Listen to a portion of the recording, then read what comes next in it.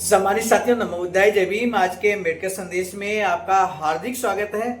आज के अम्बेडकर संदेश में हम बात करेंगे कि क्या शिव वैदिक देवों के द्रोही थे, यानी कि विद्रोही थे। क्या शिव वेद द्रोही थे? इस बात का जवाब बाबा साहब डॉक्टर अम्बेडकर ने अपनी लेखनी के माध्यम से साक्ष्यों के साथ में रखा है। अंत तक अम्बेडकर संदेश सुनेंगे तो इस प्रश्न का जवाब आपको जरूर मिल जाएगा। इससे पहले कि हम आज के अम्बेडकर संदेश को इस विषय के अंतर्गत प्रस्तुत करें, हिंदू धर्म की 11वीं पहली लेकर हम उपस्थित हो चुके हैं। प्रथम भाग कल के अम्बेडकर संदेश में हमने आपके समक्ष रखा था और कल के अम्बेडकर संदेश में जो पूछा गया था प्रश्न, उस प्रश्न का जवाब या अपनी शानदार कमेंट के जरिए अपनी प्रतिक्रिया व्यक्त करने का कार्य किया आदरणीय नरेश पाल लखनऊ से, आदरणीय कृष्णपाल जी लखनऊ से, आदरणीय डालचंद्र गौतम जी नोएडा से, अक्षु इन्होंने अपने जिले का नाम नहीं लिखा है, सुरेश चंद्रा जी, निरंजन भरोसे जी जो कि नागपुर से हैं, NPRC हरिहरपुर प्रतापपुर, आदरणीय प्रदीप कपिल जी और उदय सिंह जी, इन साथियों ने अपने जिले का नाम नहीं लिखा है। हमारा आपसे निवेदन है कि अपना कमेंट करने के साथ साथ अपना नाम और अपने जिले का नाम जरूर लिखा करें। तो आइए आज के अम्बेडकर संदेश को हम जो विषय हमने आपको बताया 11वीं पहली है हिंदू धर्म की, इसका सेकंड भाग आज हम लेकर उपस्थित हो चुके हैं। बहुत ही महत्वपूर्ण साक्ष्यों के साथ बाबा साहब ने जो यहाँ लेख लिखा है हर अम्बेडकरवादी को जरूर सुनना चाहिए। बाबा साहब लिखते हैं कि चुल्ल निदेश के ये बता दें, हम आपको बाबा साहब डॉक्टर अम्बेडकर संपूर्ण वाङ्मय खंड 82 से हम आपके समक्ष आज का अम्बेडकर संदेश रखेंगे। बाबा साहब लिखते हैं कि चुल्ल निदेश के बाद अब स्थिति क्या है। इस समय 3 प्रतिस्थापनाएं हैं। प्रथम, अग्नि इंद्र ब्रह्मा की पूजा लुप्त हो गई। दूसरा, कृष्ण की स्थिति पूर्ववत बनी रही। और तीसरा, विष्णु शिव और राम की नई पूजा परंपराएं शुरू हुई।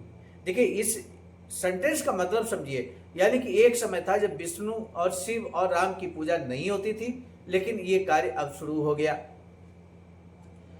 जो चुल्ल निदेश तक विद्यमान थी, इससे 3 प्रश्न उभर कर आते हैं। वो 3 प्रश्न कौन से हैं, सबसे पहले ये जान लीजिए, फिर उसके बाद जवाब भी बाबा साहब ने लिखा है।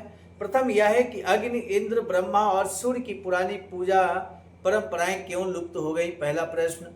दूसरा है, इन देवों की पूजा क्यों बंद कर दी गई। दूसरा प्रश्न यह है कि कृष्ण राम शिव और विष्णु की नई पूजा प्रवृत्तियों में किन परिस्थितियों में वृद्धि हुई। तीसरा यह कि इन नए देवताओं कृष्ण राम शिव और विष्णु में तारतम्य क्या है, जिनकी पूजा जारी है, आखिर इनमें तारतम्य क्या है। तो ये बाबा साहब यहाँ पर कुछ ऐसे प्रश्न हैं, 3 प्रश्न महत्वपूर्ण उठाते हैं, जिनका अब एक एक का जवाब जानने की कोशिश करेंगे। तब बाबा साहब लिखते हैं कि पहले प्रश्न का कोई उत्तर नहीं मिलता। ब्राह्मण साहित्य कोई संकेत नहीं देता कि ब्राह्मणों ने अग्नि इंद्र सूर्य और ब्रह्मा की उपासना क्यों बंद कर दी। यानी कि ब्राह्मण जो साहित्य लिखा गया है उसमें इसका कोई संकेत या उत्तर नहीं मिलता। इसका तो कुछ स्पष्टीकरण है भी कि ब्रह्मा की उपासना क्यों बंद हुई। इसका कारण ब्राह्मणों के साहित्य में ब्रह्मा के माथे पर लगाया गया कलंक है, लांछन है कि उन्होंने अपनी पुत्री के साथ बलात्कार किया, इसलिए उन्हें पूजा और भक्ति का पात्र नहीं रहने दिया गया। इस कलंक में कितनी भी सच्चाई रही हो, परंतु 2 कारणों से ब्रह्मा का पूजा निषेध पर्याप्त तर्क नहीं है। पहले तो यह कि उस समय ऐसा आचरण कोई अनहोनी बात नहीं थी। दूसरा कारण यह है कि कृष्ण ने ब्रह्मा की अपेक्षा इससे भी बड़ी अनैतिकता की, किंतु उनकी उपासना होती है। चलिए, ब्रह्मा की पूजा निषेध का तो अनुमान लगाया जा सकता है, किंतु अन्य देवों की उपासना बंद हो जाने का तो कोई कारण ही नहीं मिलता। अग्नि इंद्र सूर्य और ब्रह्मा की पूजा अप्रचलित होना इस प्रकार एक रहस्य है। इस प्रकार एक रहस्य है कि आखिर इनकी पूजा क्यों बंद हो गई। यहाँ इस रहस्य को बुद्धि को सुलझाने का अवसर नहीं है। इतना कहना ही पर्याप्त है कि हिंदुओं के देवताओं को देवत्व छिन जाना एक अनहोनी बात है। दूसरा प्रश्न भी रहस्य की बात है। नए देवों कृष्ण विष्णु शिव और राम की उपासना का महत्व ब्राह्मणों के साहित्य में न केवल भरा पड़ा है, अपितु उत्ताल तरंगे भर रहा है, परंतु उनके साहित्य में नए देवों के उदय का कोई लेखा जोखा नहीं मिलता।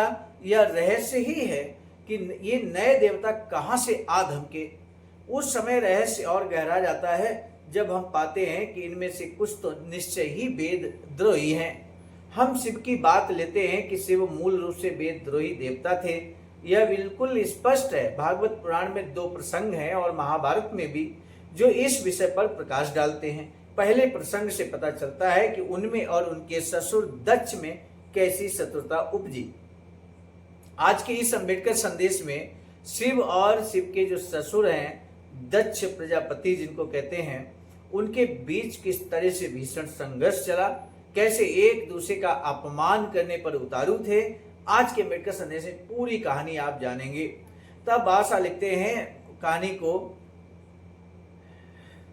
कि पहले प्रसंग से पता चलता है कि उनमें और उनके ससुर दक्ष में कैसी शत्रुता उपजी। ऐसा लगता है कि प्रजापतियों के यज्ञ में देवता और ऋषि एकत्र हुए। दक्ष के आने पर ब्रह्मा और शिव को छोड़कर सभी उपस्थित जन उनके अभिवादन में खड़े हो गए। दक्ष ब्रह्मा को प्रणाम करके उनके कहने पर बैठ गए, परंतु वह शिव के व्यवहार पर क्षुब्ध थे। उन्होंने शिव से कहा। शिव को पहले बैठा देखकर दक्ष सम्मान का लोभ संवरण न कर सके और उन पर इस प्रकार तिरछी नजर डाली जैसे उन्हें खा ही जाएंगे। फिर बोले, हे ब्राह्मणों, ऋषियों, देवताओं सहित अग्नि, सुनो, मैं अनजाने में नहीं न भावावेश में ही आकर ये बता रहा हूँ कि एक गुणी व्यक्ति के क्या लक्षण है, परंतु यह निर्लज्ज शिव विश्वसनीयता की अवमानना करता है। यह कितना हठ धर्मी है, इसने शिष्टाचार का उल्लंघन किया है। इसने गुणवान व्यक्तियों की भांति मेरे शिव की स्थिति, मेरे शिष्य की स्थिति प्राप्त कर ली। ब्राह्मणों और अग्नि की साक्षी में इसने मेरी सावित्री जैसी पुत्री का पाणी ग्रहण किया। इस बंदर जैसी आंखों वाले ने मेरी मृगनयनी पुत्री को प्राप्त किया।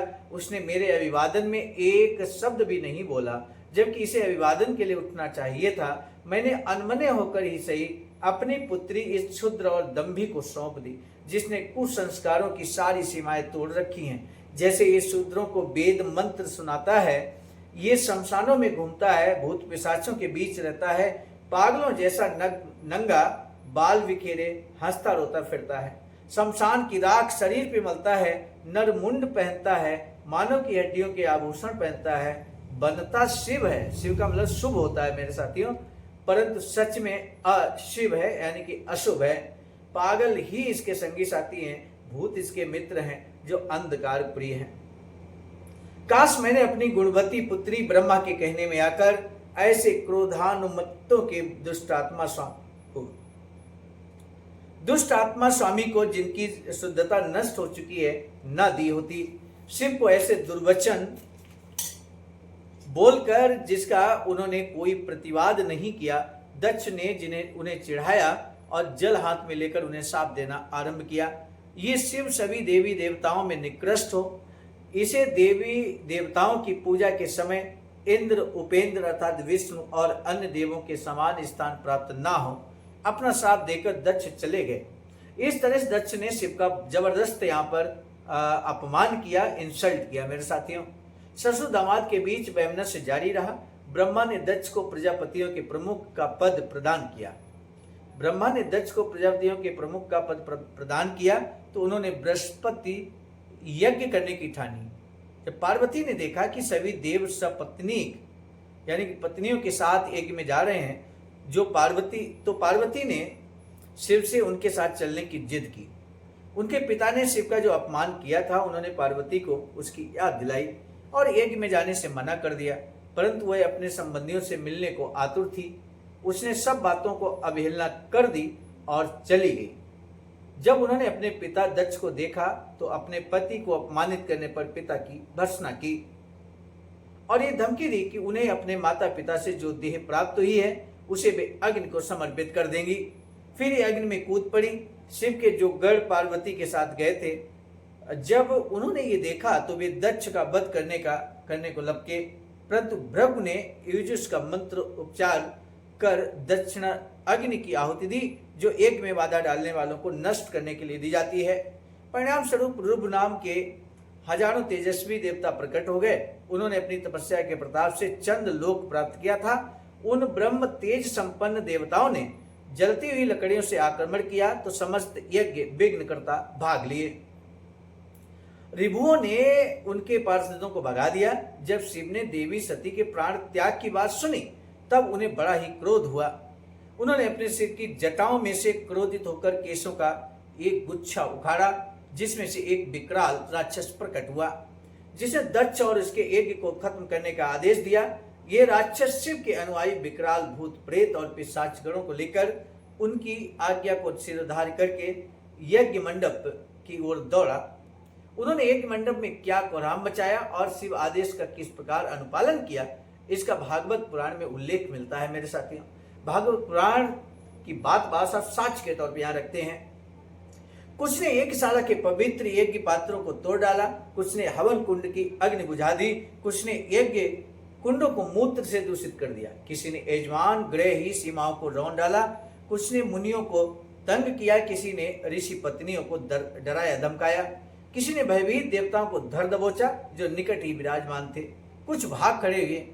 भवदेव यानी कि शिव ने भृगु की दाढ़ी नोच ली, जो हाथ में यज्ञ की करछुल लिए हवन कर रहे थे और जिन्होंने प्रजापतियों की सभा में उनका अर्थात महादेव का उपहास किया था। क्रोध के वशीभूत होकर भृगु देवता को पृथ्वी पर पटक दिया, जिसके कारण उसकी आंखें बाहर निकल आई, क्योंकि जब दक्ष देव सभा में शिव को शाप दे रहे थे तब उन्होंने भृगु ने दक्ष को आंखों के इशारे से उकसाया था। इसके पश्चात उन्होंने पूषा के दांत तोड़ डाले, ठीक उसी प्रकार जैसे बलि ने कलिंग राजा के किए थे। क्योंकि जब दक्ष महादेव जी को अपमानित करते हुए गालियां बक रहे थे तो पूषा दांत निपोड़ कर हंस रहा था। फिर वे दक्ष की छाती पर बैठकर एक तेज तलवार से उसका सिर काटने लगे, परंतु बहुत प्रयास करने पर भी वे उस समय उसे धड़ से अलग नहीं कर सके। जब किसी भी प्रकार के अस्त्र से दक्ष की त्वचा नहीं कटी तो त्रम्यक यानी कि वीरभद्र अथवा शिव को बड़ा आश्चर्य हुआ और वे बहुत देर तक विचार करते रहे। फिर उन्होंने यज्ञ मंडप में यज्ञ पशुओं को जिस प्रकार मारा जाता था उसी प्रकार दक्ष रूप उस यजमान पशु का सिर धड़ से अलग कर दिया। देवताओं ने सारी घटना स्वयं को बताई, जो वहां विष्णु के साथ उपस्थित नहीं थे। ब्रह्मा ने देवताओं से परामर्श किया कि शिव को शांत किया जाए, जिन्हें गलत ढंग से यज्ञ के हव्य से वंचित कर दिया गया था। तदंतर ब्रह्मा के नेतृत्व में देवता कैलाश की ओर चले। ब्रह्मा जी ने शिव से कहा कि मैं जानता हूं कि आप संपूर्ण जगत के स्वामी हैं, क्योंकि विश्व एवं शक्ति और उसके बीच से परे जो एक रस ब्रह्म है वह आप ही हैं। ब्रह्मा ने कहा कि आप ही संपूर्ण यज्ञ को पूर्ण कराने वाले हैं, यज्ञ में हिस्सा पाने का आपको पूरा अधिकार है। फिर भी इस दक्ष यज्ञ में बुद्धिहीन याचकों ने आपको यज्ञ में भाग नहीं लेने दिया, इसी से आपके द्वारा ध्वस्त हुआ। जब आप इस यज्ञ का पुनरुद्धार करने की कृपा करें, हे यज्ञ विध्वंसक, आज यह यज्ञ आपके द्वारा पूर्ण हो। इसके बाद के अनुसार महादेव संतुष्ट हो गए। दक्ष का यज्ञ भंग करने की घटना से बढ़कर और कोई प्रयास नहीं हो सकता कि शिव वैदिक देवों के द्रोही थे। तो देखिए, इस तरह से सिद्ध हुआ कि शिव जो वैदिक देवों के यहाँ पर द्रोही थे, विद्रोही थे, ये साबित हो गया। और यही प्रश्न आज के अम्बेडकर संदेश में हम लेकर चले थे। आपको ये बताना है कि शिव के ससुर का नाम क्या था, ये आपको बताना है। आज के अम्बेडकर संदेश के प्रश्न के जवाब में हमें आपके जवाब का बेसब्री से इंतजार रहेगा। जवाब लिखते वक्त ध्यान रखिए मेरे साथियों, अपना नाम और अपने जिले का नाम लिखना मत भूलिएगा। कल के अम्बेडकर संदेश में हम आपके नाम को सम्मान के साथ उद्घोषित करेंगे। आज के अम्बेडकर संदेश को इस उम्मीद के साथ कि जरूर शेयर कीजिएगा, क्योंकि बाबा साहब डॉक्टर अम्बेडकर की लेखनी के माध्यम से एक एक शब्द यहाँ लिखा गया है जो हमने हूबहू आपके समक्ष रखा। मुझे पूरी उम्मीद है कि बाबा साहब के द्वारा लिखे गए एक एक शब्द को आप जानना जरूर चाहेंगे अम्बेडकरवादी होने के नाते, और इसलिए आप इसको जरूर शेयर कीजिए। अब दीजिए इजाजत, मिलेंगे नए अम्बेडकर संदेश में। आप सभी को सादर नमो बुद्धाय, जय भीम। सामान्य साथियों, हम एक महत्वपूर्ण बात बताना उचित समझते हैं। बाबा साहब की अधूरी इच्छा के अनुरूप एक वैचारिक सेंटर निर्माणाधीन है सारनाथ वाराणसी में, जहां पर 14,000 स्क्वायर फीट जमीन परचेज कर ली गई है ring road green city Faridpur Sarnath में। वैचारिक सेंटर के प्रशासनिक ब्लॉक का निर्माण कार्य कंप्लीट हो चुका है। शानदार बेहतरीन प्रशासनिक ब्लॉक का निर्माण पूर्ण हो चुका है। आगे अब मुख्य भवन को बनाने की बारी हम सबकी है, और इस हेतु आप दिए गए अकाउंट नंबर पर अपना अमूल्य योगदान कर सकते हैं। आज का अंबेडकर संदेश हम लेकर उपस्थित हुए थे मिशन नायक बुद्धमित्र मुसाफिर सर, राष्ट्रीय अध्यक्ष आवाज का नई दिल्ली की प्रेरणा में, और प्रस्तुत करता कि मैं स्वयं सर्वजित आर्य, राष्ट्रीय मीडिया प्रभारी, IIT सेल आवाज का नई दिल्ली। मिलेंगे नए डॉक्टर अम्बेडकर संदेश में, तब तक दीजिए इजाजत। आप सभी को सादर नमो बुद्धाय, जय।